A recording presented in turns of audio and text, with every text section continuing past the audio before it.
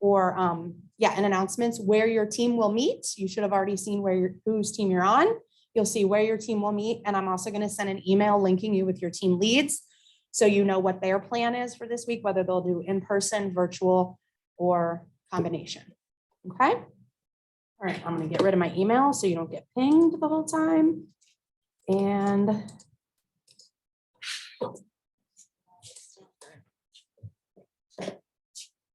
no. Hey, Jen, is policy in the spring still an option? So do they know that like it might be an either or? So there's also a spring conference in DC that is policy focused. Jane's clearly pitching that. A little bit. So if you think you have a strong interest in policy and you would be into that, and it's also about the time that there are cherry blossoms, so there's that. So just look at both of them and see which one you think would be a better fit, and then you can always apply for AUCD, and then if you don't get that, you can do policy. Thanks. For policy, they're in Canvas under conference opportunities.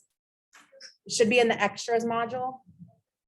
I think you should be good. Here, friends in Zoom land, Greg, thumbs up if you can see the slides. Perfect, there it perfect. is. All right. Okay. Okay, so in Zoom land people, like shout out, or somebody in the room, tell me if I wander away, because I'm a little bit of a like frenetic speaker. So I'm like moving around. So tell me to stop and chill if I do that, because I don't want to lose you. So welcome to policy session. This is your first, but not your last policy session. You'll also find, if you keep looking at Canvas announcements all the time, you'll find policy pop-ups that will come up through the year, and that's going to be an advocacy and policy opportunity for you to learn more. So beyond today, I'm Jane Dykeman Gerhardt. I am a retired attorney. I am a Lend graduate. I'm a mother of 3 adult kids who are in this picture. Our oldest lives in Cincinnati and he's a chef. Our daughter is 25. She has Down syndrome and lives and works in Cincinnati. Our big news for her is that a couple months ago, she moved into her own house with 3 other women with disabilities, is supported by a nonprofit in Cincinnati called LAD. And it's she doesn't have any like a house person that lives there. She's supported heavily with technology. So that's really interesting, a little bumpy. She's loving her independence. She hangs up on us when we call because she says, you can't tell me what to do anymore. So it's been a journey for sure, and bound to get more interesting. And then our youngest, who is the guy in the end, lives and works in Chicago. So I retired a long time ago from practicing law when our youngest was born. And since then, I have done a lot of community volunteer work, mostly momming. We're pretty involved in the Cincinnati community, arts and culture. We do a lot downtown. So do raise your hand if you're not from the Cincinnati area.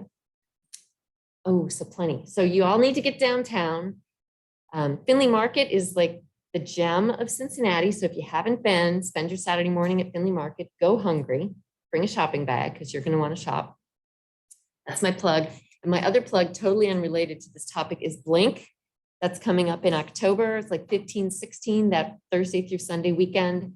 You got to go to Blink. It's very, very cool. It's very Cincinnati. So if you're from out of town, or if you're a Cincinnatian who doesn't go downtown for Blink. So commercials aside, so I was a family trainee 2013-14, along with Elizabeth. We were family specialists together. That's our whole cohort. The picture on the bottom was a DC. If you go to policy seminar, disability policy seminar, you might be there too. Are you able to admit? Oh, I'm not, but you are. Like I can barely see. Thank you. Yeah. Without glasses, I can't see that somebody wants to get in. And then for those of you who, like me, were not sciencey people and didn't know what a poster session looks like, you'll be hearing about poster sessions. You'll be doing a poster, preparing a poster and presenting it. That's what it's going to look like. Okay, and that stopped working. Ooh, okay, Jen, you messed with something. I should have just had to put the slide on the big screen and that will work again. All right, let's see. Did not advance to the next slide. There it You is. good? Yeah, it must have. Thank you. Mhm. Okay, so what we're here to do today is to talk about the legislative process, do a little discussion of disability legislation, and I don't expect you to go deep on that, but I want you to be familiar with those terms. So as they come up later in life, you're going to be like, yeah, I heard something about that, and I kind of know what that's about. And then I want you to consider your role as an advocate, disability advocate, and how you can influence policy that goes on around you. In order to do all this, you have to understand the process. You have to understand who the policymakers are and a little sense of the political climate. We're not going to go too deep on that, but you do need to understand that. It's not going to be media related. So we'll stay neutral. So going back to, I could have shown how the bill becomes a law, but so that's now going to be in your head if you're singing that song. We're going to start with federal government. So some of the confusion that I hear of a lot is the distinction between federal government and state government. A lot of the terms are the same. You'll hear of senators and representatives, and you really need to keep clear who's federal and who's state because it's different law.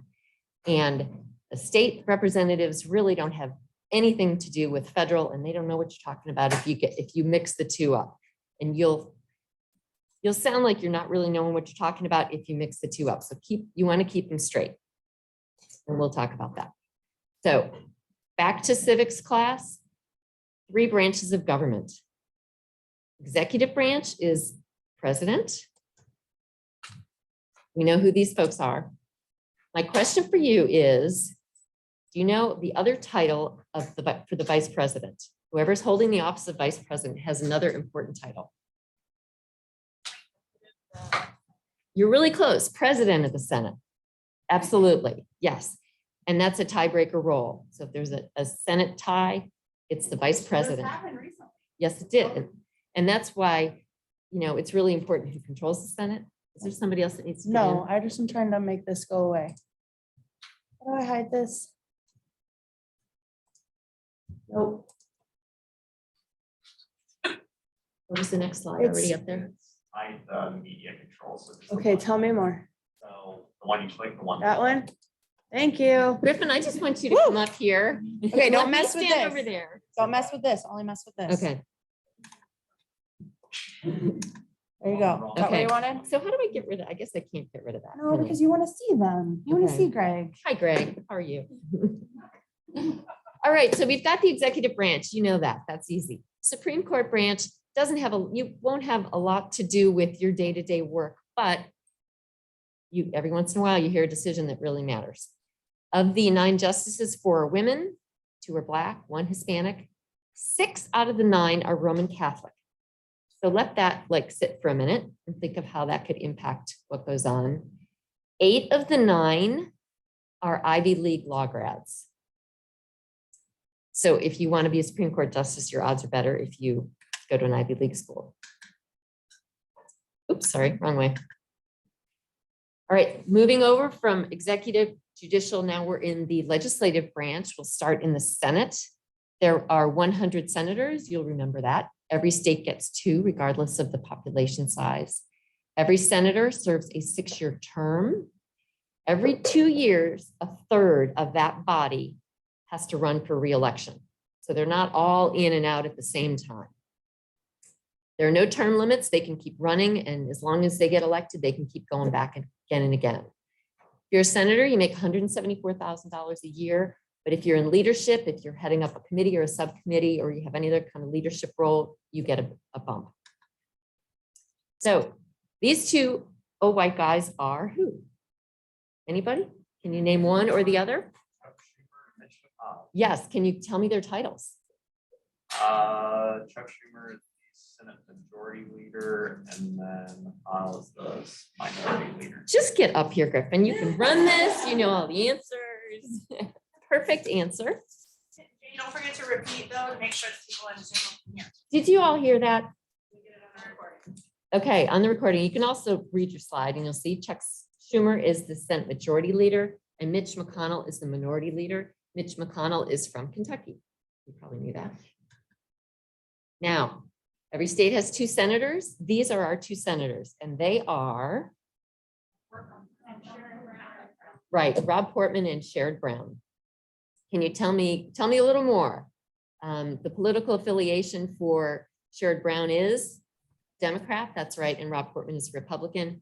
Sherrod Brown was reelected in 2018, and he just recently said that he will run for reelection again. His term ends in the beginning of 2025.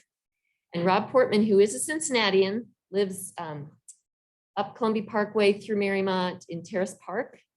And he was reelected in 2016 and has said he is not going to run for reelection. So he'll be done in the Senate at the beginning of 2022. So big contest for who is going to get Rob Portman's seat. These are the two main contenders, and they are J.D. Vance and Tim Ryan. Right, J.D. Vance is a Republican. He is the author of a book called Hillbilly Elegy. He is a Yale Law School grad. He met his wife there. Fun fact, his wife clerked for Brett Kavanaugh when he was on the federal bench, and she also clerked for Supreme Court Justice John Roberts. They live in Cincinnati. He is a venture capitalist. Did I say that, or did I just say that? He's a venture capitalist. That's his business. They live on William Howard Taft, just even closer up the street in East Walnut Hills. Tim Ryan's also an attorney. He is from the Warren Youngstown area. He's a Democrat. This was not supposed to be a race at all. Ohio is quite a red state. So most people just assumed J.D. Vance had heavy funding in his primary campaign, and they just thought this would be kind of a runaway, but it has not been that way. The polls are kind of going back and forth. They're very close in the polls, and it's attracting a lot of national attention. Any questions about the Senate race? Okay, so we've talked about the Senate. We have a bicameral system. So there are two chambers, legislative chambers, the House and the Senate. We're going to switch over and start talking about the House. Again, we're still in the federal level. That's in Washington, D.C., not Columbus. The total number of districts across the country is 435. That number is fixed. So regardless of population changes, there will always be 435 congressional districts unless they change the Constitution. How they draw those lines, those district lines can change based on the census that happens every 10 years. And you know, there was just one in 2020. The number of constituents in each congressional district will change based on the US population. For example, California has 52 districts. You can see the list of states that have one district.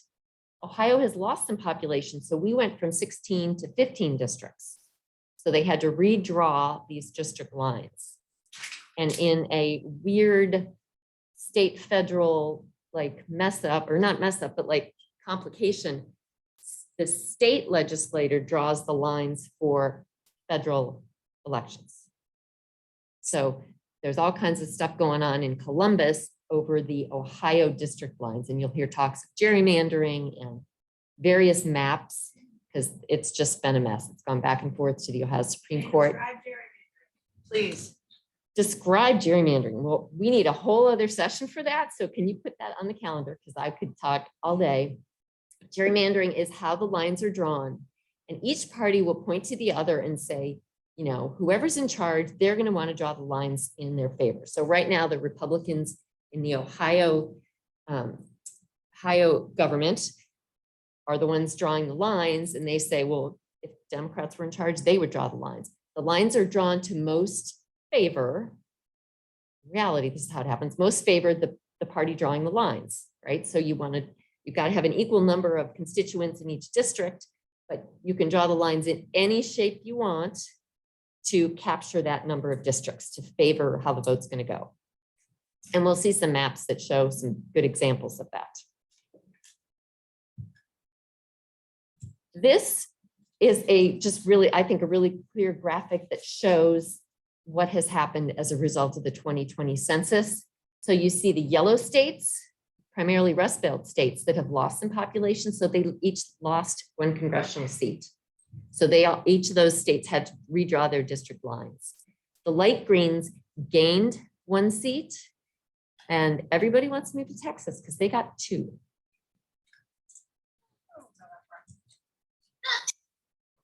For some reason. Okay, so we've talked about the Senate. In the House, every member of Congress serves a 2-year term. And every other year when there's an election, they all have to run for re-election, right? So they only serve for 2-year terms. So this year's election is November 8th. So all 435 members are up for election. No term limits here either. Same base salary and same bumps for leadership. The Congress is divided into 2-year sessions, right? Based on how long each of these members serve.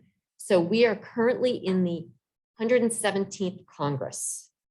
And it's a 2-year term, so they call it the first session and the second session. And each session is a year long. So come January, we'll be in the 118th Congress, and it will be the first session for that whole first year. And this allows everybody to kind of keep track of where laws are and how long people serve by the name and number of that. This is, and her Republican or her party affiliation is, yes, and her title is Speaker of the House, yes. And a lot of talk about even if the Democrats retain the House, which, you know, it's not looking so great, that there's a lot of talk that maybe it's time for new leadership. So we'll see what happens there. So the US House does have the majority, 219 to 211, 5 vacant seats. The Senate is much closer. There are 2 independents. Bernie Sanders is 1, and they usually caucus with the Democrats. So that's why the Democrats have the edge in the Senate. And for those of you who like a graphic, here's the Senate. And that one little dot in the middle represents Kamala Harris, right? And here's the House.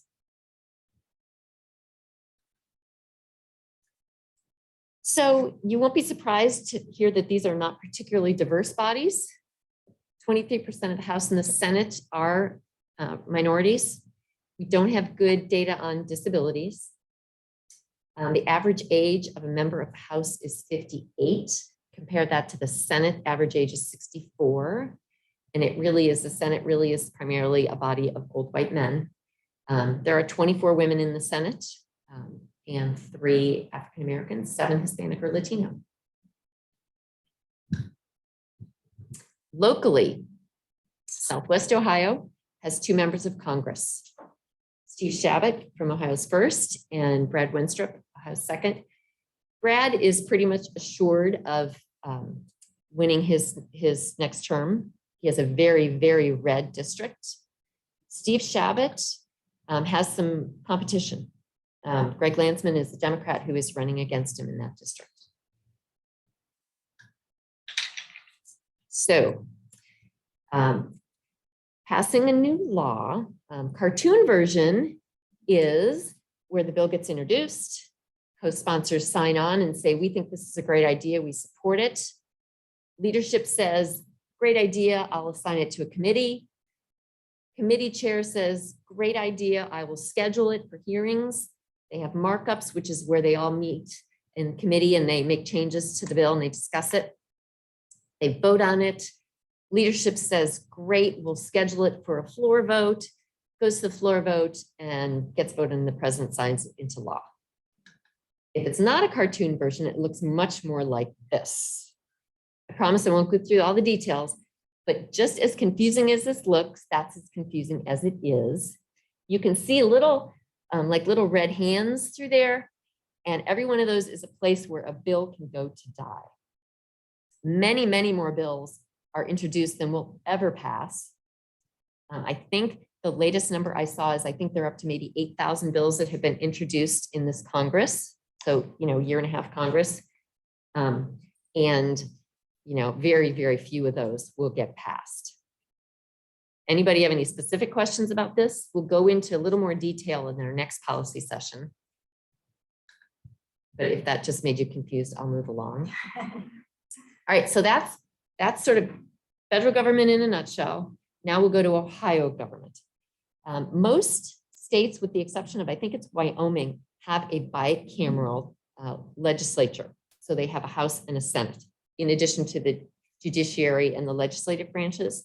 So every other state in the country has that two-branch system, two-chamber system, Ohio included. So it looks a lot like how the federal government is set up. It has an executive. It's not the president, it's the governor. I didn't give him a slide, but our governor is Mike DeWine, and he is a Republican. He is up for re-election. His opponent is Democrat Nan Whaley from the mayor of Dayton. And that race isn't looking too close based on polls, campaign, war chests. Mike DeWine is a longtime politician and has huge funding just because he's raised money for so long. And Nan's name recognition is not great. So, you know, she could win, but it's not looking as good for her. We have our court system a little similar to what goes on in the federal level. And our executive branch is similar in that we have a House and we have a Senate. So the Ohio State Senate, we call those state senators. That's how you can distinguish from the Rob Portmans of the world. We call them state senators. There are 33 of them. So Ohio is divided up into 33 districts of roughly equal constituent size. Right now, there are 25 Republicans and 8 Democrats. So that gives the Ohio Senate a veto-proof supermajority. So they pretty much can do whatever they want. So when you think of, you know, the governor of having the most power in the state, maybe not so much in Ohio. So the president of the Senate has a lot of power. Speaker of the House has a lot of power. They can pass legislation, and if the governor doesn't like it and vetoes it, they can override his veto. So it's a really, really strong body, and that kind of tells you about who can draw the lines for legislative maps. So state senators serve 4-year terms.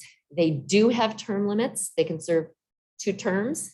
What happens often in Ohio is they'll serve in the Senate till they are term limited out, and then they'll run for a House seat. Happens all the time. So this fall, there are 17 seats up for election in the Ohio State Senate. Here is a Ohio Senate map. And you can see the blue are where the Democrats have seats, right? In the cities. They call them the Cs, right? Columbus, Cincinnati, Cleveland, and then Toledo. The state House has 99 members. So each one of those Senate districts is divided into 3 parts.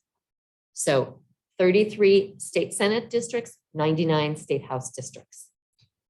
They have 64 Republicans and 35 Democrats, so they also have a veto-proof supermajority. They have term limits. They have 2-year terms and they have 4-year max. And you don't make much if you are in the Ohio House or Senate. Many of them have other jobs. A lot of them are attorneys or they own businesses. So a lot of them take this as a part-time job. So there's a House of Representatives map by district. Looks a little similar, but if you counted, you'd count 99 districts there. I won't go through this. It's very similar to how it happens on the federal level. Introduced, committees, votes. As you'll recall, bills have to be the same in the House and the Senate in order to get passed. They reconcile them if they're not. Now we're going to go to city government. Here's our mayor, Aftab Purval. He's a Democrat. He is serving his first term. He was elected last November.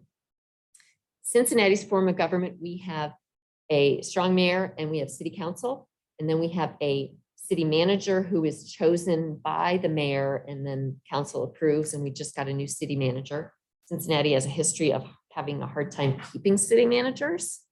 We have a lot of strong personalities on city council and mayors. And sometimes it's not such a fun place for a city manager to work because they have lots of bosses. They report to both the mayor and city council, and you can imagine how much fun that would be.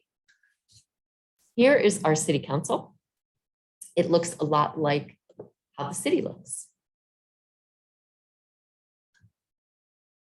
Now, voter registration, really important thing. Voting, really important to us.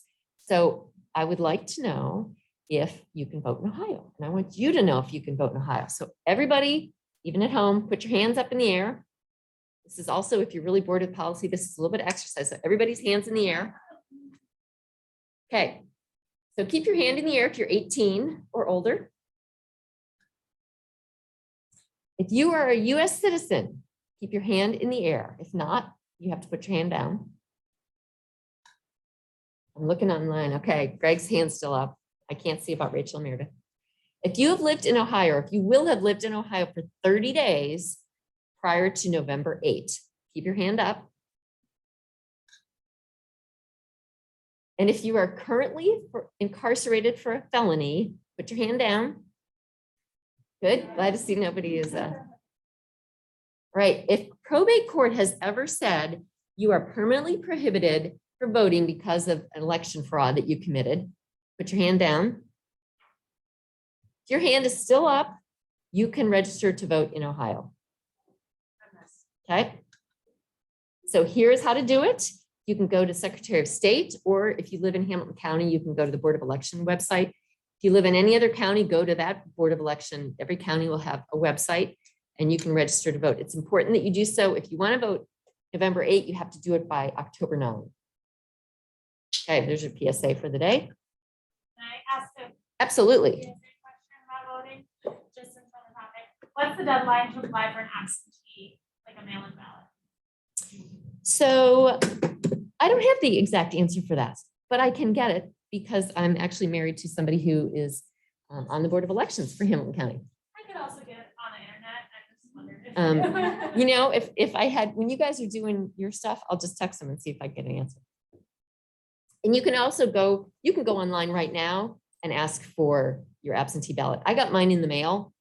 So if you're already registered, you probably already got like the form that says, I want to request an absentee ballot.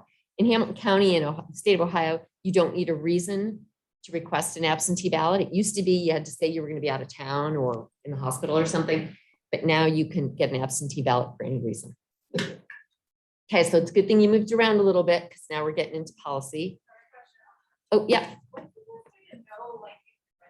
Go on the website. You can go on the website and here's a little creeper thing. You can go on the website and look up to see other people that have registered and whether they're registered as Republicans or Democrats. all the time. Or independent. It is. Put out anybody, let me know. I'm your She's girl. kind of- And the only way to register as a Republican, a Democrat, or independent is if you vote in a primary. So when you register to vote, you don't say I'm one or the other. But if you vote in a primary, they'll ask you which ballot you want.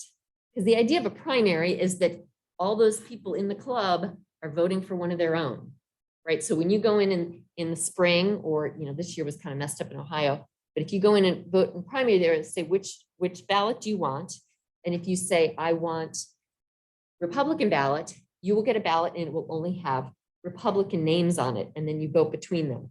That registers you as a Republican. You can change your registration if the next year you decide you're a Democrat.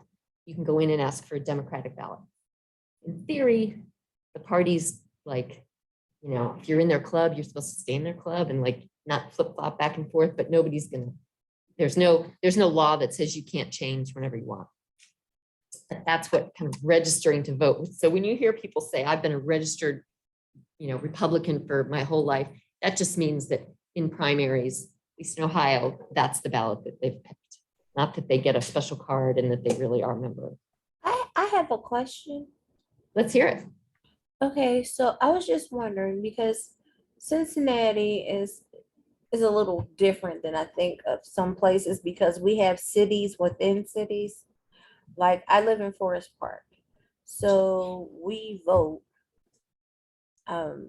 for our, for whoever is running, but it doesn't affect Cincinnati. So I was just wondering, is there a collaboration on certain things, or is just us voting for those people that are running and we have nothing to do with Cincinnati?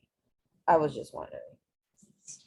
Well, so each municipality is going to have their own candidates. So you're not going to be able to vote for Cincinnati candidates if that's what you're talking about. And they don't get together and say, this is who should be on Forest Park and this is who's going to be in Cincinnati. They don't get together. They all kind of within their own municipality, they'll make those decisions.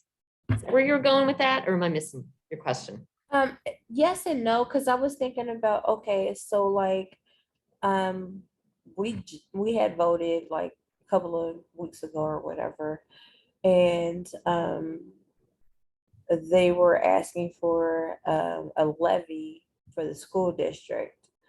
What I mean is that since we have a representation in the Senate and in the House, do they look at whatever we voted on separately for Cincinnati, or do they do a collective or data to say what's going on in Senate or the House?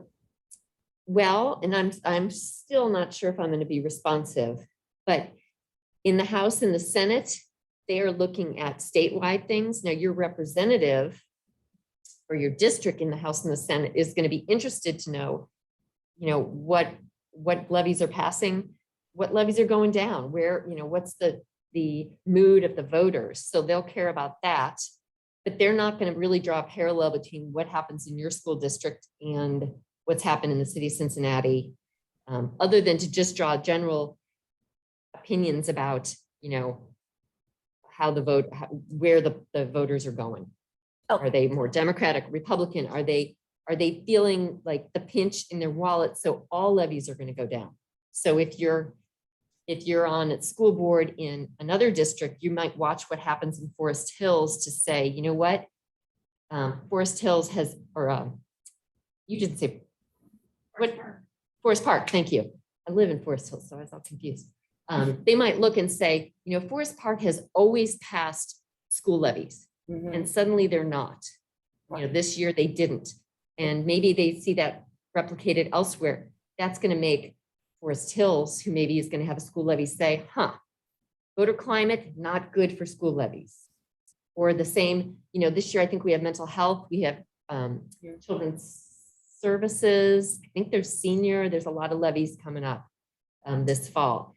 And, they might look to what has happened in the past to make a determination on what to put. Nobody wants to put a levy on the ballot if they think it's going to fail. They'd rather sort of regroup, maybe wait a year or two. Those are all calculations that the people that are pushing the levy make before they go and get on the ballot. I don't know that answered. Yes. Ish, maybe. It's, Okay. yeah, it's close, yes. Anybody else? Jump in. Okay, so as I said, good thing you moved around a little bit because this gets a little wonky, but it's important to know. So you can't, in fact, Kara Ayers and I talked a long time about how do we make this more interactive? And unfortunately, this is just stuff that you got to hear, you got to learn, right? So it can't be all fun and games. So before 1974, there was something called the Voc Rehab Act. That turned into the Rehabilitation Act of 1974. And this was in part brought up because the Civil Rights Act did not include disability. In all the things that were protected, disability wasn't. So this came out and said, we are going to prohibit discrimination in the federal sector. So any organization, any departments that get federal funding, big one being universities, could no longer discriminate against people with disabilities. So that's kind of the main takeaway for the Rehabilitation Act, and something called Section 504 of that act, which you may have heard of, encouraged educational programs to be more accessible. The definitions that were put out in the Rehabilitation Act are pretty key. disability being a physical or mental impairment, or here's the big part, being regarded as having an impairment. That was included, that counts as having a disability. Impairments are anything that substantially limits one or more major life activities, and those include breathing, walking, speaking, taking care of yourself. So it kind of put some guidelines on the map to say this is what disability looks like. The ADA passed in 1990. So where were you guys in school in 1990? School? Were you even born? I was not even born in 1990. Okay, so like pre-school, okay. All right, thank you for like making me feel that much older. Thank you, Jody, appreciate it. Okay, here's the other fun fact. Jody's sister and I went to law school together. That's really a Cincinnati thing. So if you stay in Cincinnati long enough, you'll like hear that everybody, that you are really close friends with my sister-in-law. How do you do when you start dating your husband? Yeah. So you knew my husband before I did. Yep. I had a crush on him. I was gonna say, let's do an aside. Did you guys ever like make out or something? But he's way older than you, so like. Okay, so people at home, sorry for that. Could you even hear that? Could you hear Jody's comment? Yeah, maybe not. Okay, text me and or email me and I'll send you what we talked about. All right, so the ADA was passed in 1990, and that was the legislation that said we need curb cuts and we need accessible public facilities. Before that, no law said you needed a parking place to be accessible. It prohibited employers. So this was the first time employers couldn't discriminate. Also included state governments as well as federal governments from discriminating. And importantly, employers 15 or more. And that was a really hotly contested issue because small businesses said we can't afford it. So they had to draw the line somewhere, and that's where it landed, is at 15 or more employees. So, okay, I gotta use the clicker for this. Ooh. Okay, Griffin, come on. How am I gonna get this open? Like it. I did. I'm clicking it.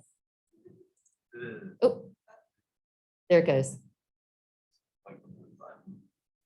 Okay, but my screen is different than yours, than that screen. Yeah, it's a dual monitor, so you just have to move the mouse off of whatever screen you're on, and it will bring it over to the big screen. Not so much.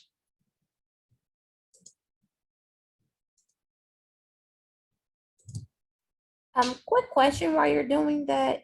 Perfect, because I can't see, because this doesn't pop up with that. Since we Move have your mouse. disability, Say it again, Leah. I said, since we have the Disability Act, who would you contact if someone was kind of hindering them to vote? When Biden ran, my daughter wanted to vote, and we sat down and we looked at all the candidates and we went over all the different things. But she needed me to stand with her, and they were trying to tell me that I couldn't stand with her. And I'm like, no, she's autistic and she needs help. Trying to remember what we went over, and it went back and forth for like 15 minutes till finally someone came over and was like, she can do that. Well, I have it pulled up. You just may have to share Okay, I'm going to answer your the question. internet.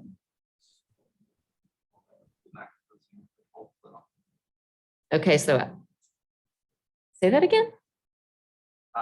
I could go to here, right? I think we'll have to reshare the internet After this. window so that the people on Zoom can see it. Okay.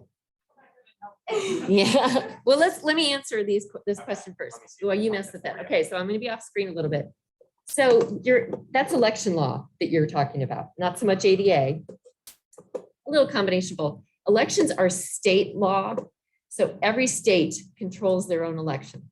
But states have to comply with federal law, which would be the ADA. So were you in Ohio when this happened? When you were voting in 2016?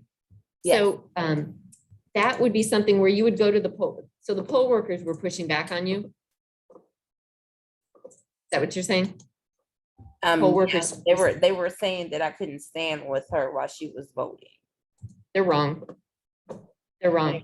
And we went back and forth for like 15 minutes till someone else came over and was like, since she is autistic and she needs support, then it was okay.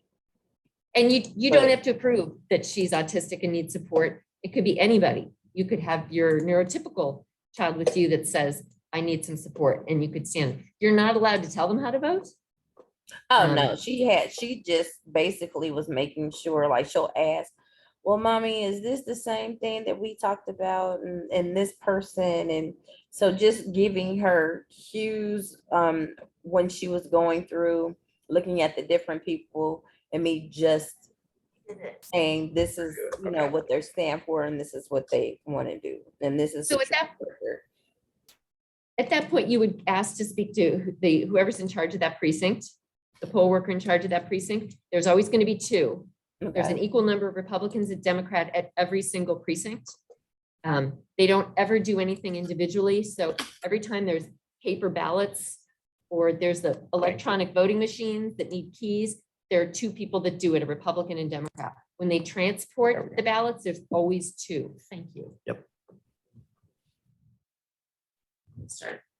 So there'd be two people in charge of that precinct, and you would go to them, and if you weren't satisfied with their response, then you call the Hamilton County Board of Elections. Okay. And you thought I was going to be able to do that? You had like 50 clicks here. Yeah. So that's important for everybody to know about election law, that it's not as if one party is who just because maybe they're in control of the government of that county or city or state, they don't control the election. There are two parties. So there are always representatives from two parties for every step of every ballot. And even at the Board of Elections, there's an equal number of Republicans and Democrats. So that's important to know. Okay. So why can't I see that on my screen? Because it's just on this. There are two different monitors, so this is like a second screen. Okay, so I'm doing that. I know, just click it. Thank you for doing it. On the day Bush signed the ADA, we convinced him that we should make it a great big celebration since there are so many people directly affected by the passage of the ADA. Well, it was a glorious day. July 26, 1990 was a clear blue sky. The sun was out. There were 3,000 or 4,000 people, many with disabilities and their families, on the south lawn of the White House. And the president was on a platform with leaders of the disability community to sign the bill into law. I don't know how you describe the signing ceremony. We had people everywhere. They were on gurneys, white canes, wheelchairs, walkers, and seeing-eye dogs. I mean, any device that helped people get around was represented that day. We covered the White House lawn for sure. The most people ever gathered on the White House lawn for a signing was July 26, 1990. Never been that many people there for a signing of a bill before. Biggest group ever in the history of this country. I had the pleasure and the real privilege to ride to the ADA signing ceremony with John McCain. So we drove right into the White House, and then we walked outside and became part of the masses. The South Lawn was packed with people. All of them there had worked and worked and worked to see the law pass. So it was a shining day and a shining moment. And I mean, history and the weather just cooperated in a way you don't see very often. I sat with Senator Kennedy in the 89th row back or something like that. And you know, all the pomp and circumstance began, and we were kibitzing with each other and kind of looking over the crowd, and Kennedy leaned over to me and he said, Pat, I said, yes, Senator, I got a little problem here. And I said, what's that, Senator? He goes, what happens if he reads the bill before he signs it?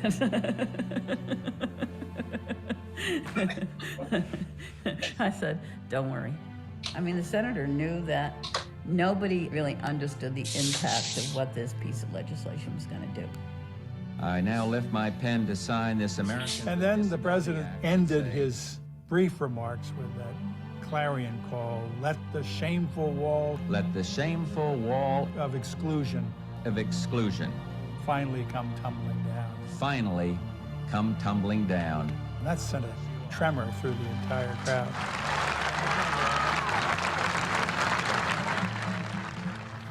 Best moment was President Bush was there, he was signing the ADA, Evan Kemp was on one side, Sandy Perino was on the other side, and there was a priest, Reverend Wilkie, and he had no arms. So the president signs the legislation, and then he hands the pen. He hands the pen to Evan, hands the pen to Sandy, and then President Bush hands the pen to Reverend Wilkie with no arms. So he picks up his foot and grabs it with his toes. Like, it's the perfect moment right there. There was a lot of pent-up emotion and anticipation in that crowd. And when the president finally put his signature on the bill, a great roar of approval went up, and it was extraordinarily special. And then the rest of the day was given over to celebration. A lot of folks who had put in years, decades, trying to reach the point that was achieved that day, let their hair down and had a lot of fun. Just this feeling of we did it. I mean, here we were, having been told for so long how powerless we were, and here we were with the President of the United States signing this document that was our Emancipation Proclamation, essentially. It was just a fantastic feeling. It was one of the most electric moments in time. It was like we were transported to another place. We were 20 feet off the ground. 3,000 people were 20 feet off the ground. It was like a tremendous party. A very controlled, love, respect, joy, accomplishment, satisfaction.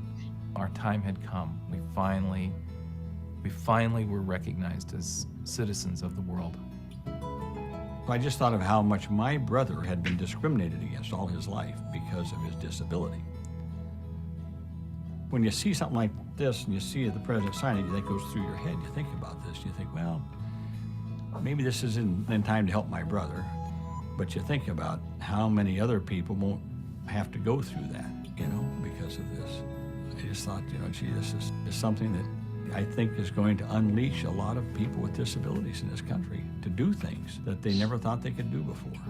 I had the sense that the moment was one that I would never forget, that there was a ceremony, and the ceremony was very important, but the moment was much more than that. The moment was a recognition of the rights and abilities of people with disabilities, a recognition of respect for people with disabilities, a recognition of the end of discrimination against people with disabilities, and that the spirit of that, the feeling, whole crowd, was that in American Sign Language there's a sign for that, and the sign is, it's called pa. Pa. That's how you make a sound when you sign it. Pa. And that was a pa day. That was the day that you guys saw us as your peers and not as someone who needed your help. All right, Griffin. back on here. And there's more YouTube, so now I'm like, do we even bother with the other YouTubes? Yeah, I want to see what you do. Undo full screen. We're gonna hit a new share here. We are gonna share this. Exchanges are born out of Wow. conflict, out of need, out of persecution, out of discord. Okay, the history of exchanges, I'm gonna have to like throw that into your objectives so that it just justifies continuing on YouTube. All right, so now we're sharing. Give it a click, and you And should it be good works. to go with the clicker. You're the best, thank you. Okay. You know, this was seamless before, and like something about these two screens, it's just not working. Yeah. So, the IDEA. So I'm thinking most of you in school setting have heard of IDEA. This again, a reauthorization of an earlier law. Now what? The Zoom bar still at the top. Oh, it is. Thank you. So this governed how, basically governs education, early intervention, and what's going on in the schools. And some of the key terms that you're going to hear. I ruined it again. Go ahead and just click the PowerPoint one more time.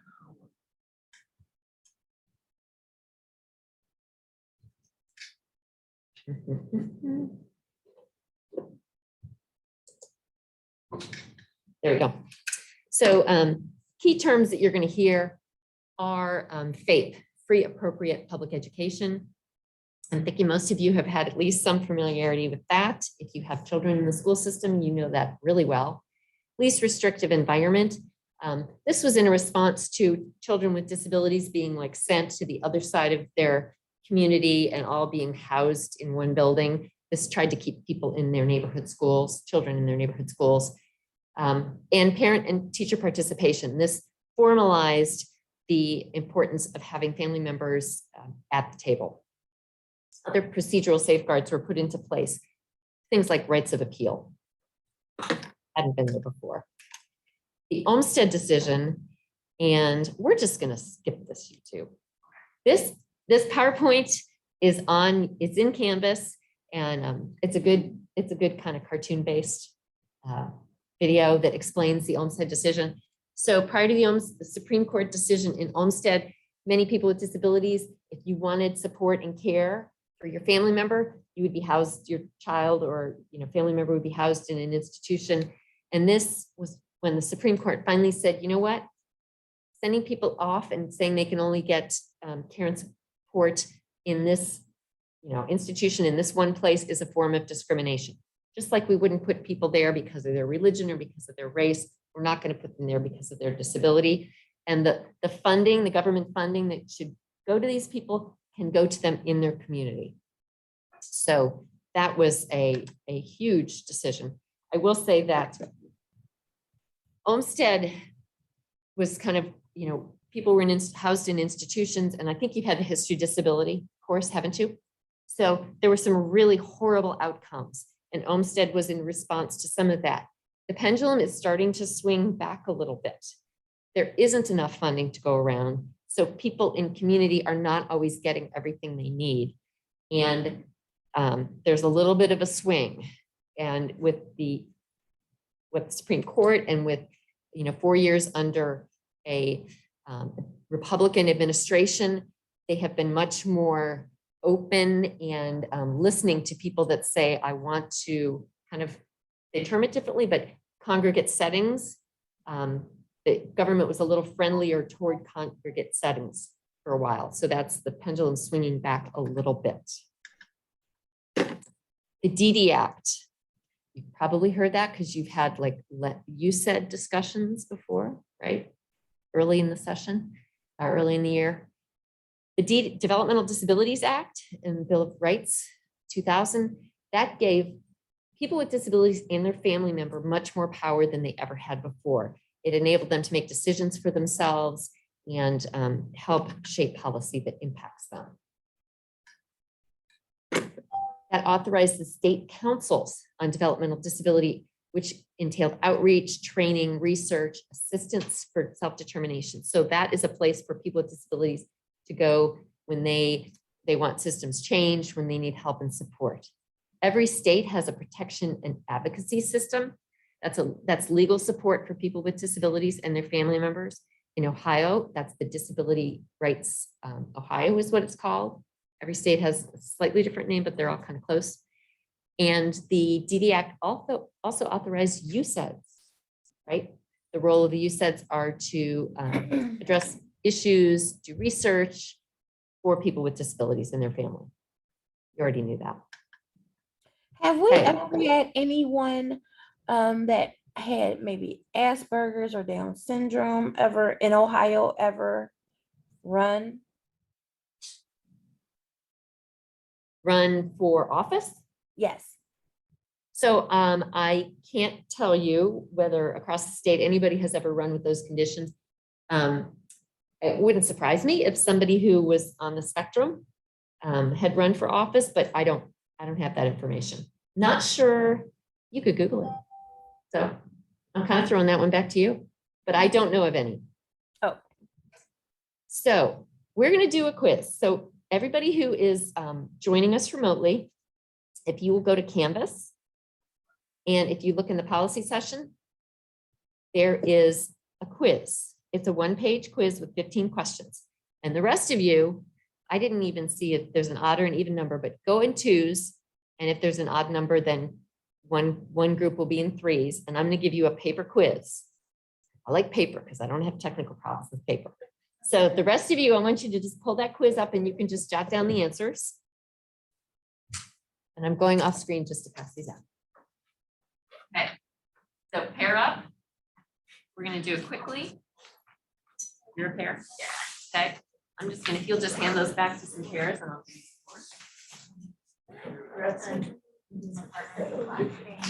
You just need one quiz per pair. I'm good.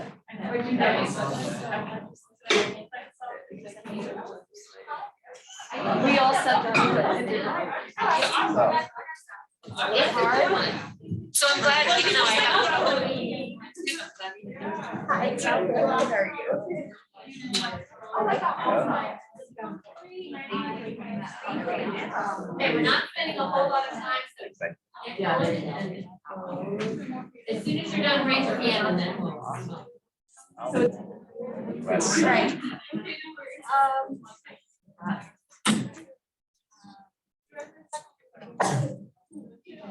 How long is the office? 3 branches of Ohio. We skip it.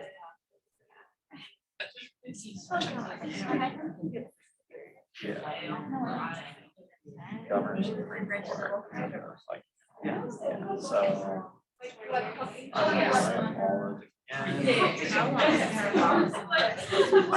is it?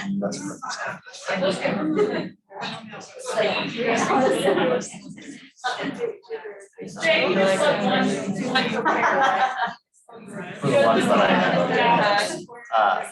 total number of thresholds. No, just one per pair. Varies based on the best.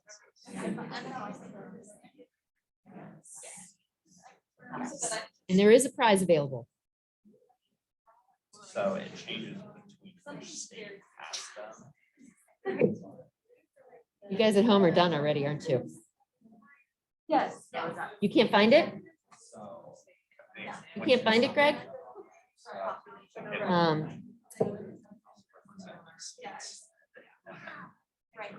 Yeah, I thought.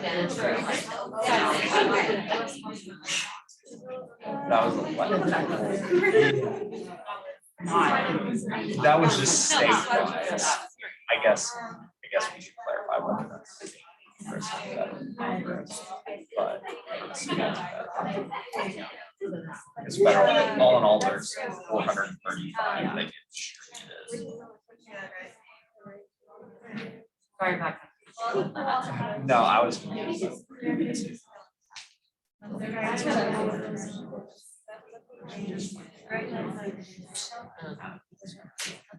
Yeah.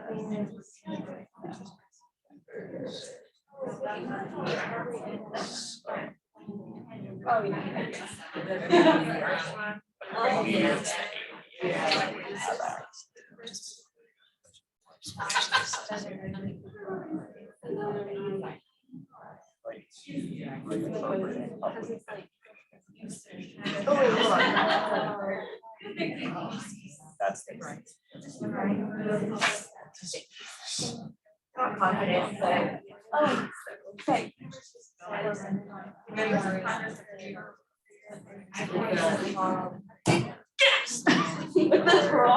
don't know how I can, I'm sorry, look at their.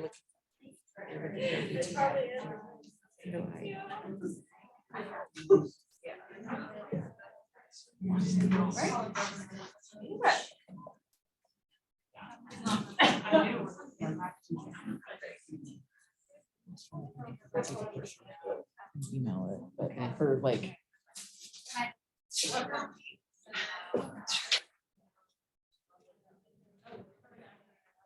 Need to know all there. Email it to me and I'll put it on Canvas. Okay.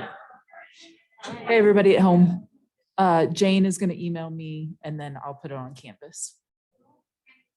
Okay, it went. Okay.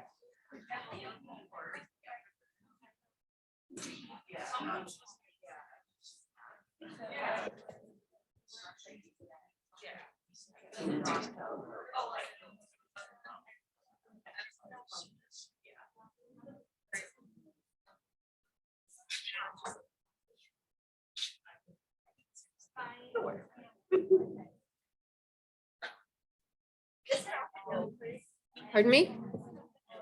Nope, it's open brain quiz.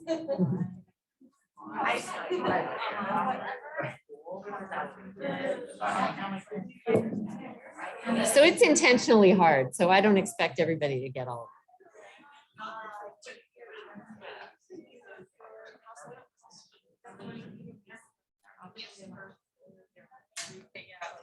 Are you finding it on Canvas? Congress. It's just down there. Okay.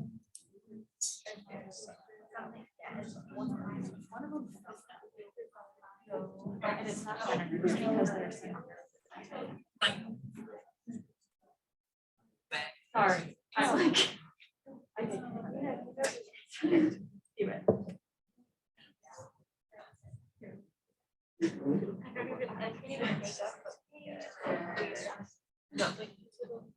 Oh, wait.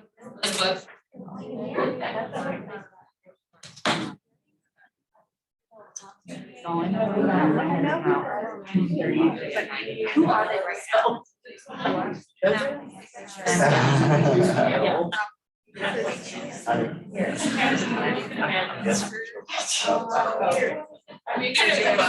In that house. I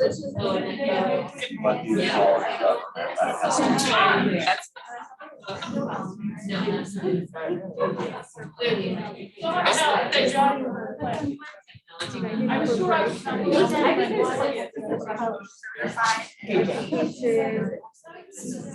But I can be very. That's why I was thinking.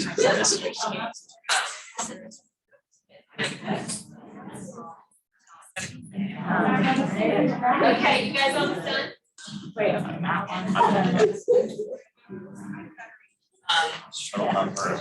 All right, people at home, apologize.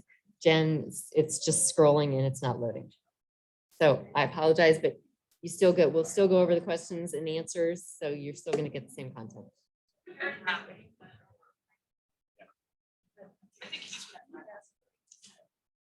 Is anybody in here done? Are you sufficiently frustrated? My work here is done.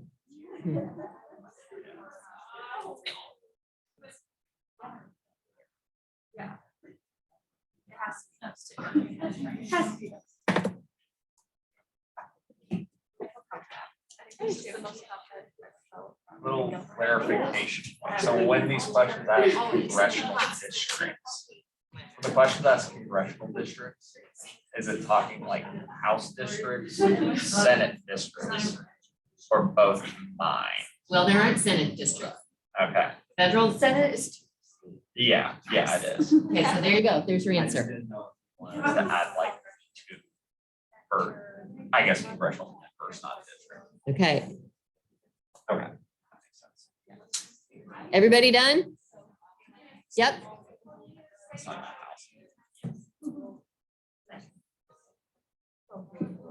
Oh.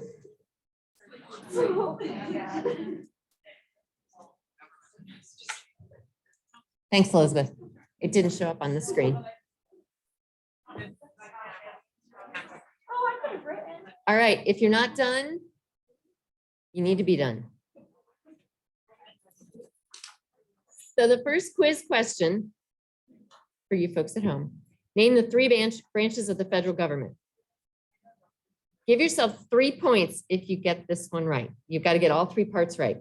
And I'm not going to make you like pass your quiz back to the next person. I'm going to trust you. So who got the first answer?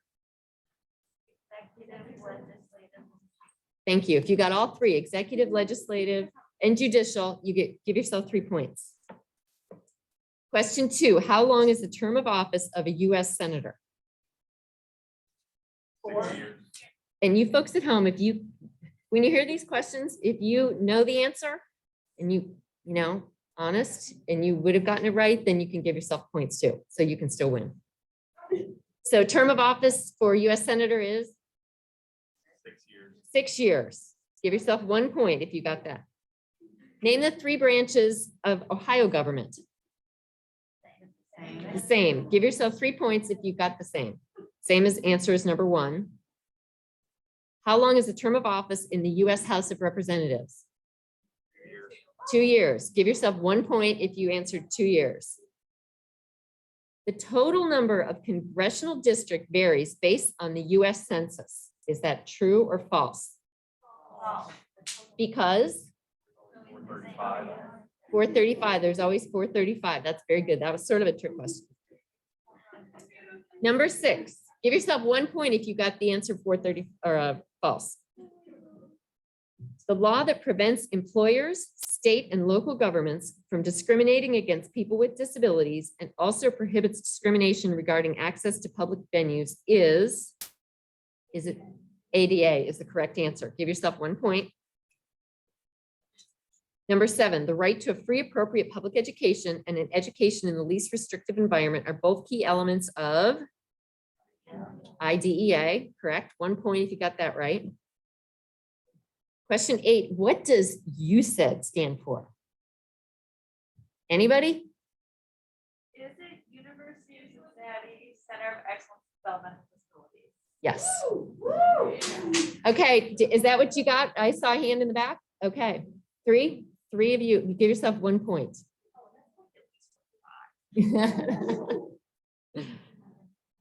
So if you see Ilka in the hallway, she might at any point in time ask you what USAID stands for. So you better remember that. All right. And at home, did you hear the answer to that? It's university centers. You heard that. You're nodding. Okay. Number 9, who are the Republican and Democratic nominees for the Ohio Senate seat? If you got JD Vance and Tim Ryan, you were correct. Give yourself 2 points. Number 10, do members of Congress have term limits? No, that's the correct answer. Give yourself a point if you got that right. How many congressional districts does Ohio have this year? 15, very good. What do you call a government that has 2 chambers, House and Senate? Bicameral, very good. We're gonna have to go to tiebreaker questions because it sounds like there's a lot. 13, what legislation created USETs? DD Act, good. Give yourself a point. The total number of US congressional districts? 435. 435 is the correct answer. And who is the president of the Senate? Very good, very good. Okay, so you guys got the USAID one. So how many points did you have? Count up your points. At home, count up your points. Honor system, I trust you. Got 18. 18, anybody get 18 or more? You guys are good. Okay, we have 2, 3, 4, what, 1, 2, 4 groups. Anybody at home get 18 or more? All right, so we're going to a tiebreaker. All right. And there are 2 tiebreakers if we have to go to double. All right. So the question is, how many members of Cincinnati City Council can you name? Write them down. And no looking at, no, like this closed book. We're not gonna look this way right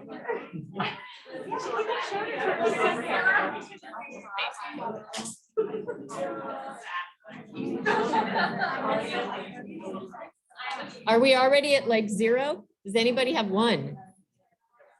We have 1. Does anybody else have 1? We need first and last name. If you can just give me last names. I will not accept just first names. Do you have 1? You have 1? Do you have 1?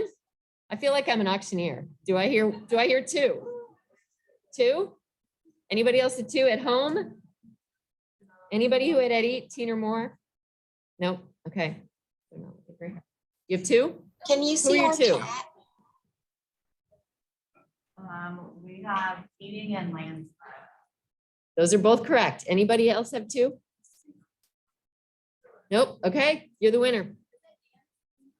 Liz Keating.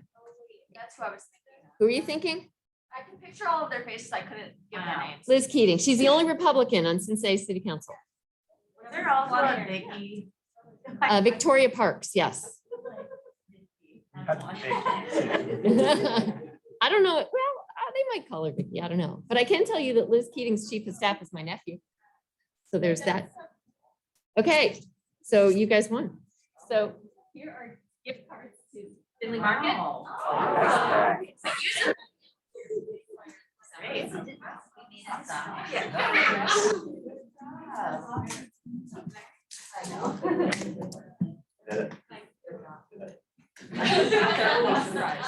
And I feel like Griffin gets an extra card just for helping me with the, because here we are again.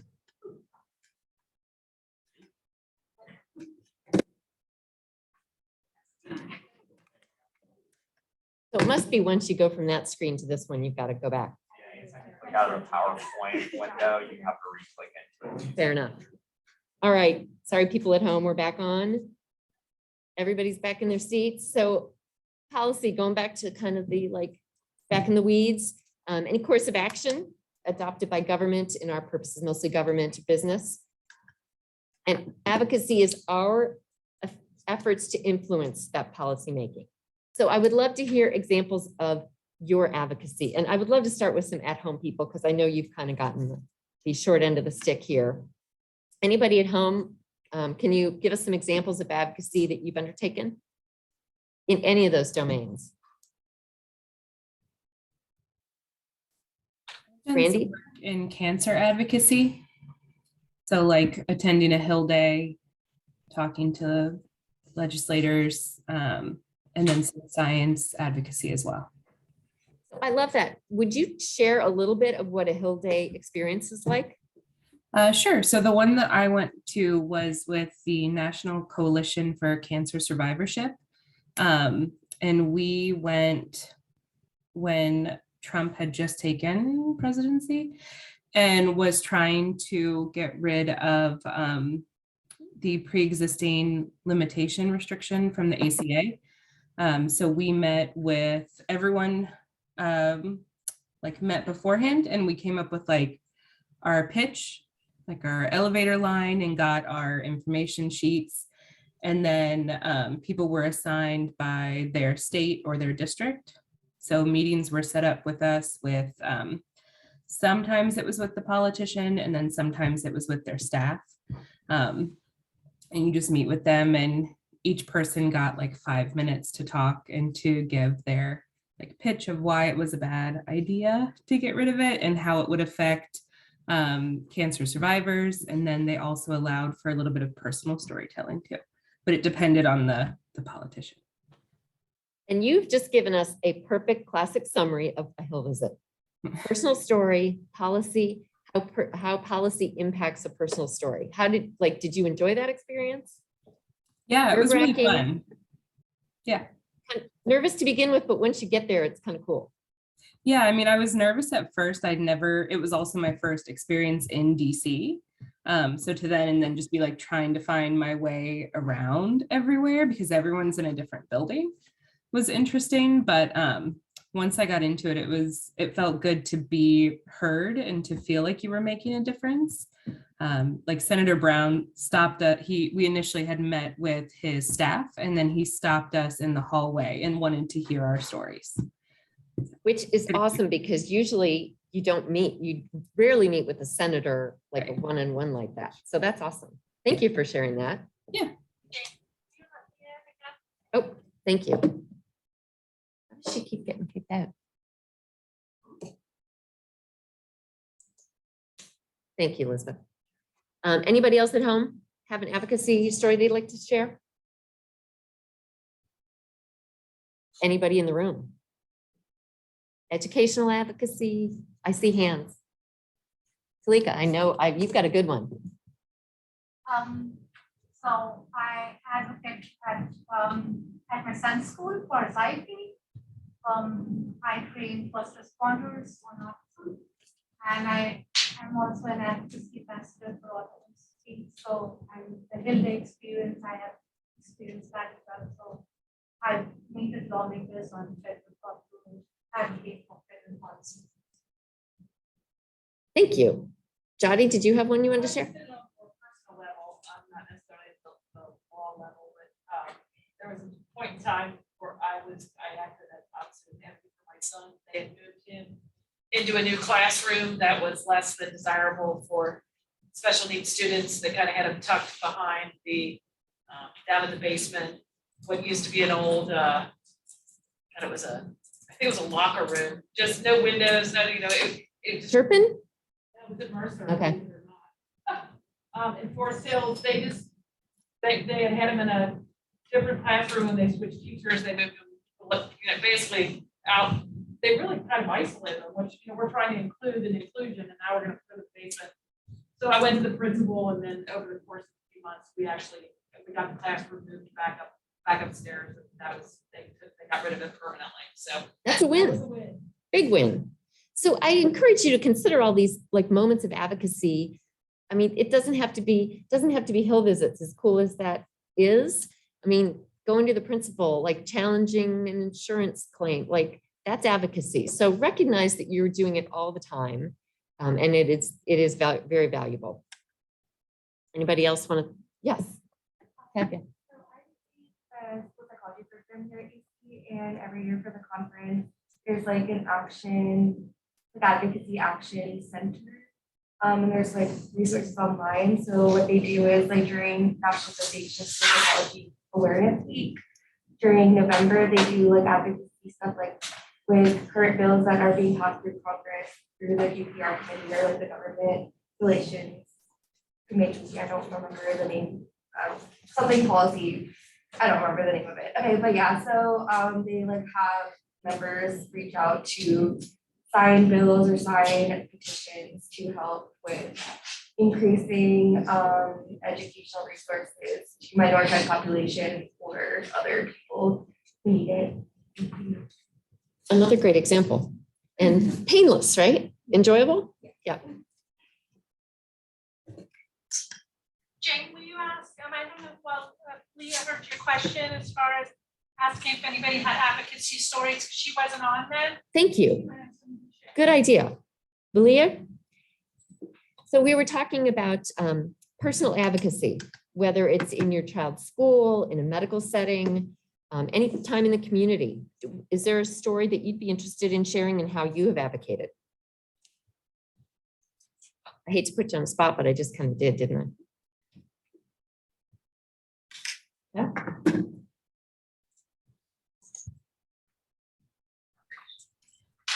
Okay, so I am in an organization called Autism and We, and we focus on trying to get early diagnosis and making sure that we don't get a diagnosis that's not true to the child.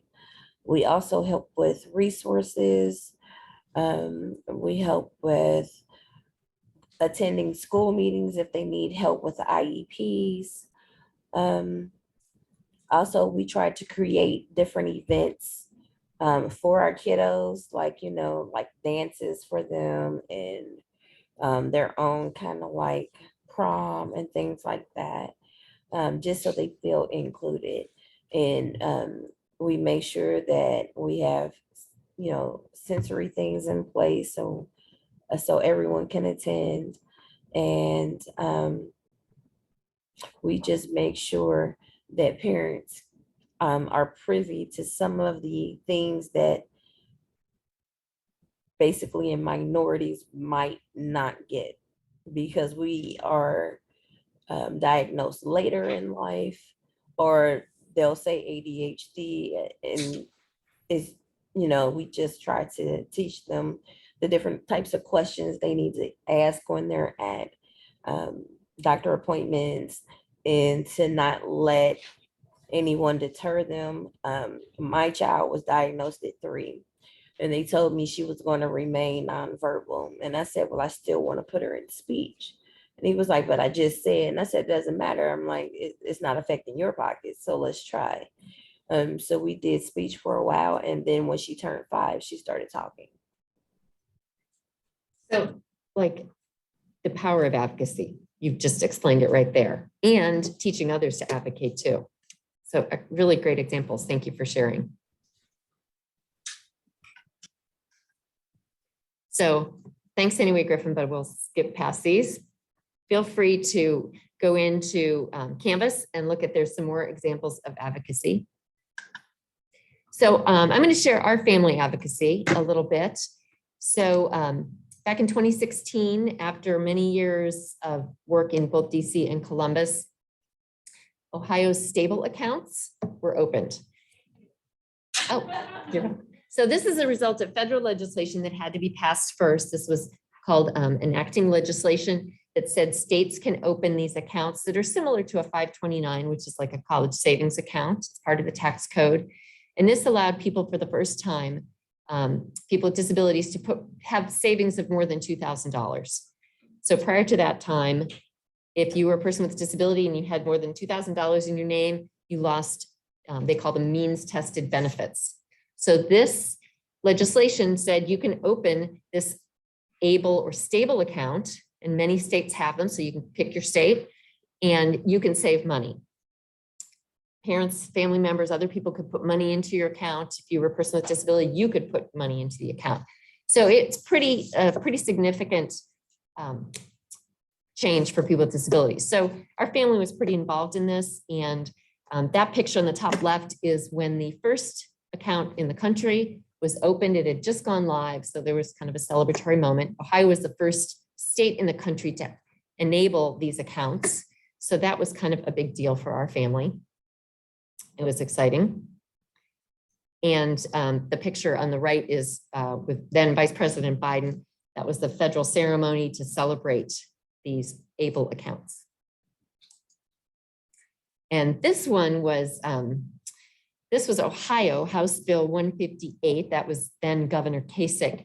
And this eliminated the words mental retardation from many parts of Ohio law. And as you saw in the video before, when executives sign a bill, they have all those pens. You see this big stack of pen, and they will hand out these pens to people that were involved in getting legislation passed. It's a little kind of a little token, little prize. So Governor asked our daughter Ann to come up and dot the I in his name on the formal bill that gets filed with the state. And she got a little carried away and she wrote her name. And I was in the back, couldn't see what was going on. And I just saw him like put his hand down on hers. And then he was like, oh, what the hell? And let her write it. So that was kind of a fun moment. So why do we ask you to advocate, and why do we spend? Account? Pardon me? I said, quick question about the stable account. Some will be, she will start working next year. Right now, she's in a program called Launchpad through the school that she graduated from, and they work on life skills. They take them to different job sites and everything, and she was offered a job at one of the sites. So since she collects SSI, can her checks go into the stable account, and would she be able to access those funds? So one, congratulations that you got a job. That's awesome in itself. So typically she will get the paycheck and then she can put money from there into the stable account. It won't go directly to the stable account. You can open a stable account at home. I think you have to put a minimum of $50 in it, and then she will have access to it. You can use stable account for all qualified expenses, which would be education, housing, medical expenses, food, haircuts, recreation. Pretty much like you can't use it for gambling or like prostitution or something, you know, like pretty much anything, most things that you're going to spend it on, you can use your ABLE account for that. Does that address your question? All right. So we ask you to advocate. Ooh, did you have more? No. And we teach you to advocate because the DD Act says that's what USEDs do, and you are part of the USED, which you all remember, even if you don't remember what it stands for. University centers, the USEDs are charged with analyzing public policy and deciding, and you're supposed to be disseminating how that impacts families. Is it good policy or bad policy? And then, you know, talking to lawmakers and others about why and how that impacts us. We are funded by an MCH, government department. And one of the MCH competencies is policy and advocacy. And that's part of why it is one of your ILP goals. If you haven't come up with a policy goal and you would like to talk to me or Kara, we welcome you. We'd love to talk to you about it. You'll just have a hard time getting us to stop talking about it because, you know, we're sort of into this. So there's frequently discussion about lobbying and advocating. So lobbying, none of you are going to lobby. You're not allowed to lobby because the government, federal government has given the money for these programs. You're not allowed to take that money and turn around and ask the government to do something. So, right, we can't be funded by the federal government and then turn around and talk to your senator or representative and tell them what to do with that money. So there's a really bright line that prohibits lobbying. You're not going to do lobbying anyway. Nobody is really going to think you're a lobbyist. They're going to know you're an advocate because you're going to go in there with the purpose of educating and sharing information. You're never going to go in and tell a elected official how you think they should vote. That's not your mission. Your mission is to educate and share stories and share how a potential piece of legislation would impact family members. So here's the example. You're not going to say, I support this bill and I think you should too. You're going to say how this bill impacts families. Any questions about lobbying versus advocating? The other thing is lobbyists have to register. So every lobbyist has to register both in state, and if they are lobbying federal government, they have to register with the federal government, and you can look up lists of who is a lobbyist and who their clients are. Yep. Maybe this is but like there are many like online petitions and stuff, or like those forms where you can put in your name and it can generate a letter to send. And that usually includes like, I support this bill. But that is still different from lobbying, correct? So that's a great question. So yes. So the distinction is going to be, and as you go through this year, is how you're answering. So if you are answering it as, I'm a Lend trainee with the Cincinnati Lend, and this is what I think, no. When you see these online petitions, you are free to answer this on your own as an individual, as a student. You may not use CCHMC computers, time, phone lines, anything like that to answer it. So on your own phone, on your off time, in your apartment, you can answer and you can ask them to vote any way you want on anything you want them to. So the distinction is whose dime are you doing it on? So when we go and talk to legislators, we are not going to be that forceful as you would on one of these petitions that you see. Right. You do that on your own time. That's awesome. And I encourage you all to do that. But when we are going as Lend trainees and we're going into offices, we are educating. We are not taking a strong stand on one position or the other. I mean, you may know the stand and they're going to know how you feel about a particular bill, but you can't say it. Is that clear? Yes. Clear as mud. So as I mentioned earlier, there will be lots more advocacy information on how to respond to those requests for information, how to respond to something called advocacy alerts. And did everybody do the homework? Maybe I should ask, did anybody do the homework? You did. It's early in the year. You all did the homework, which is wonderful. So all of those different websites that you may have researched have policy links, and you can sign up and you'll get their policy alerts as they occur. It's sort of a slow session right now because the legislators are usually mostly all in their districts. Right now they're campaigning, so you're not going to see a lot of alerts yet. When they're in session, you'll see more alerts, and we'll talk about how to respond to those alerts. So there'll be more policy information on how you can actually respond coming up in the year. So now I'd love to do another partner discussion. Jen, can you put our at-home folks into small groups? So again, if you would get in pairs, you can do the same. You can mix it up however you want, pairs or threesome. And I'd like you to share the websites that you found and just something interesting about those websites. Share that, and then we're going to report back to the group. So take a minute to do that, and you can go ahead now.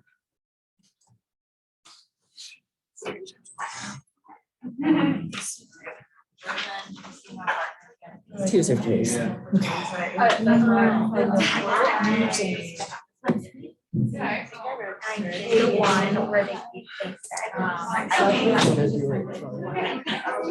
it's really confusing because you're working backwards.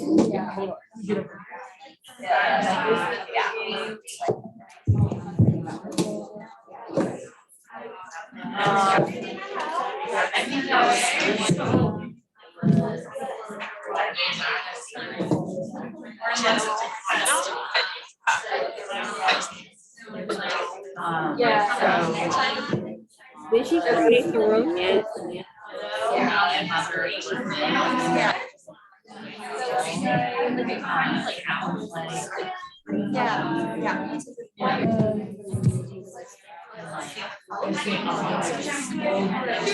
No, we don't need to do that.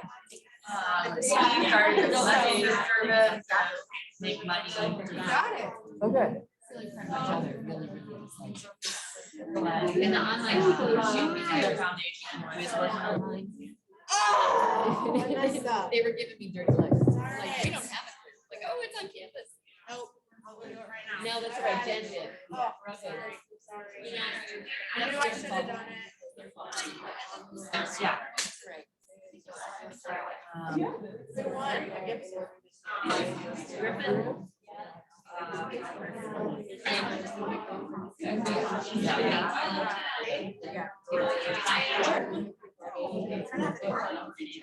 Oh, no. Hey, it must have been Kate. That's all right. Yeah. It's technology, so it's fair that you. Right. Yeah. Griffith's been our IT guy. Yeah. I skipped. None of them work. Well, it did, but it's too many. Oh, and also you and I have, I have been busy since spring break in March. I'm not really mine.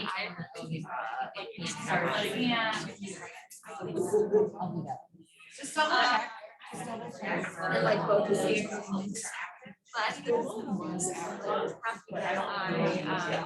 My district was taking care of this Friday. I'm maid of honor, so I went to for final.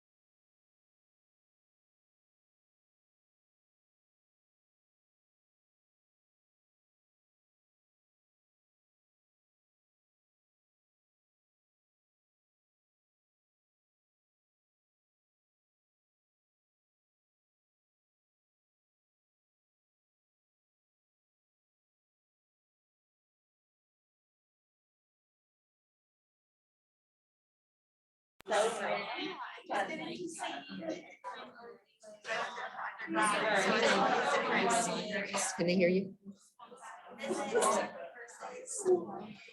No, they can't hear me in breakout room, no. Brandy, Len Dwight or regular? No, she's Len, social work.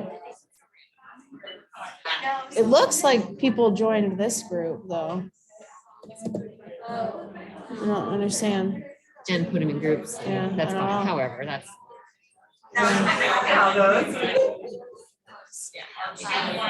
Oh, no, it's Rachel and Brandy are back. That's why. All right, and then it gives them a minute and then it will shut them down at 60 seconds. I'm not muted. Okay. Oh, but I did this again. Hide meeting controls. There you go. I feel like there's a lot to do. There you go. They're not back yet.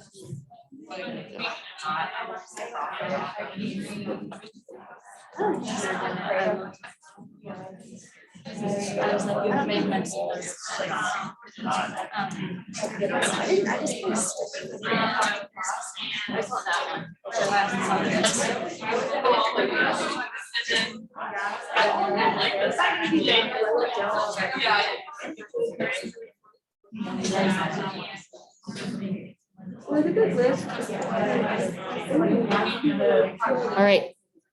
I think everybody's back. All right, we're gonna back together. So I'd like to hear what you found. And the idea being, if you hear some, like a website that you think is interesting, go to that website and sign up to receive notices and alerts from that website. So we focused on policy, but there's also a little politics in there because you need to understand where politics are going when you are talking to people about policy. So let's start with the at-home folks. Somebody want to volunteer? What did you find? What's the name of the site? And then what is some interesting information you got from the site?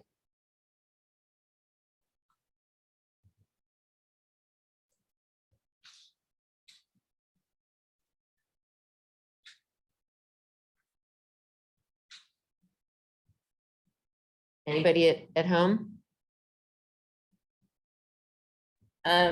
I went to AUCD and I clicked on the first one. Basically, the article was talking about having government update guidance and resources. And the main goal was to continue with Congress and federal agencies to help with people with disabilities during the pandemic. Basically, Biden was calling for different plans for new vaccines and for younger children. And then they were doing more research on how to treat long-term COVID, I guess, for those that have had it, but have had it for a longer period of time. And basically he wants to try to get 85% of the country to at least have the vaccine, because they do not want to try to have to close schools and businesses due to the impact that it had on our economy. And then also they're going over a national COVID-19 preparedness plan, and they're trying to get that passed. Thank you. So everyone who is in land should be signed up for the AUCD policy and brief. And that comes periodically. It's not every week, but every couple of weeks you'll get one. And I will say that they're a little policy dense. So you can always go down to the plain language version that's helpful. Or really, when you look at that, maybe just pick 2 or 3 areas that you're interested. You don't have to go through all of it because sometimes it's a little much, but it'll give you a sense of what's going on. And that's a super helpful website. So thank you for bringing that one up. Anybody else at home? Greg, I'm really digging what's going on in the ceiling behind you. Not sure what it is. Thank you. Dreamcatchers? Yeah, those are my dream catchers. Most of them are from when I usually vacation down in Gatlinburg. Very cool. Okay, can you share a website that you found and something you found that was interesting on it? Well, there is one that I just recently found not too long ago. It's from an organization called TASH, and they're an international organization that is based around disability advocacy. And what they do is that they help be able to, and I'm sorry, that's my cat. Basically, that's advocating. Yes, he's advocating for me too. Basically, their goal is basically to be able to promote inclusion for people who have a different range of disabilities, both physical and developmental, and they want to be able to create a lot more inclusive, community-based sort of facilities based around that. Can you share that website with the group? What would be the Yeah, best way to share that? I can just be able to put the link in the chat here, or I can be able Excellent. to just be able to email it to you. Okay, Thank cool. you. Brandy, did you have one you wanted to share? Or Sarah or Rachel or Meredith? We talked more in ours that I chose The Hill. And Anything going on in DC that you want to share? I mean, I chose it more. What stood out to me about it was that it wasn't necessarily left or right leaning, that it just provided facts without getting into like the political siding of it.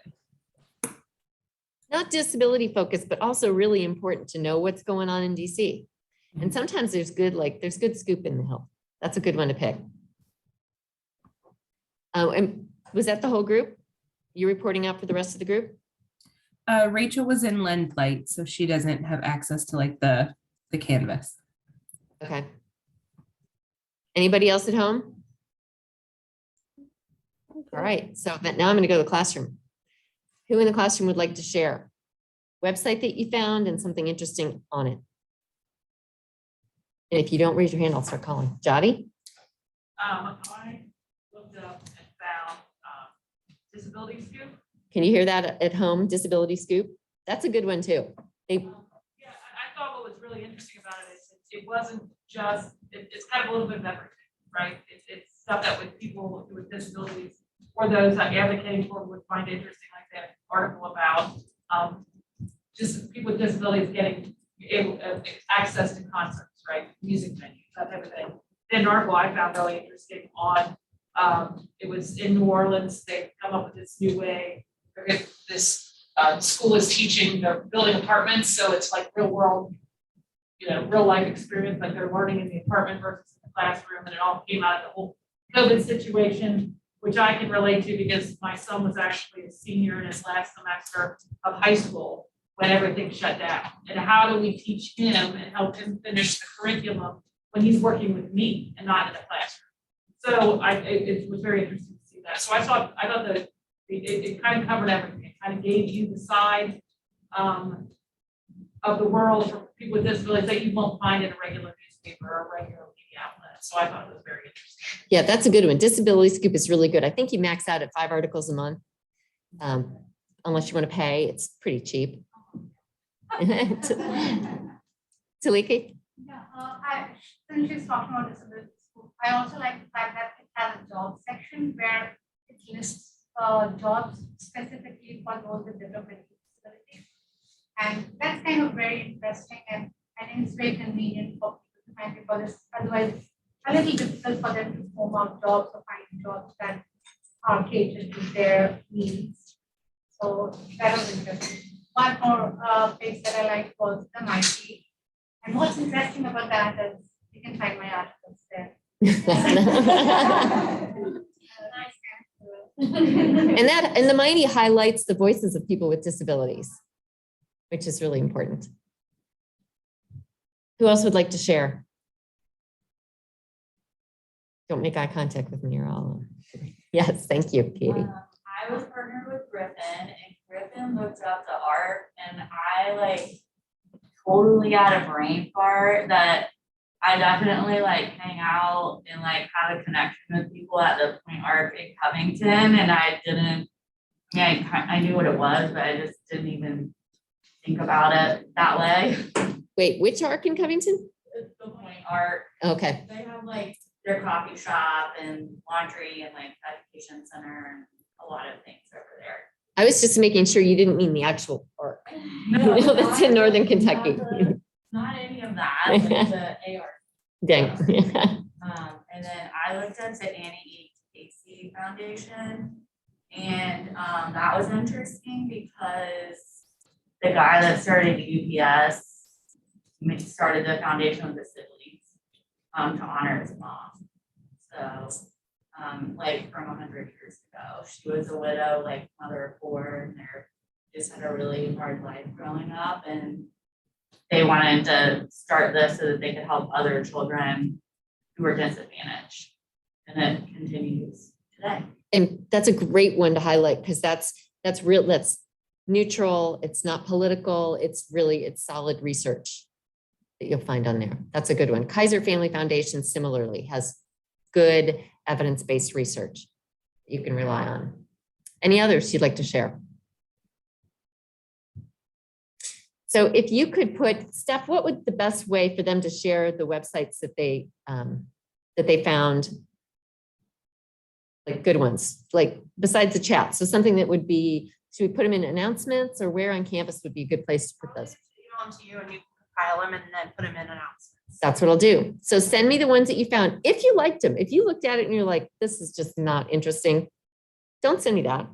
Send me what you found that you thought was interesting that you think others would be interested in as well. Yes? Good question, but does the ARC have the R word in it still? What does the R stand for? Well, it used to. Okay. But they did away with the acronym part of it. Okay. It used to have the R word until 1992, and then it was rebranded, so they still have. It was rebranded as what? I'm sorry. Sorry, it was rebranded as, the acronym used to be ARC, but now it's just the word ARC.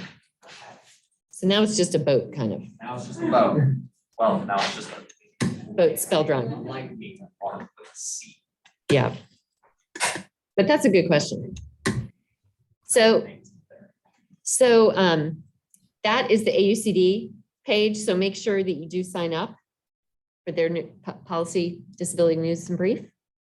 Any other questions about policy, about government, about anything we talked about?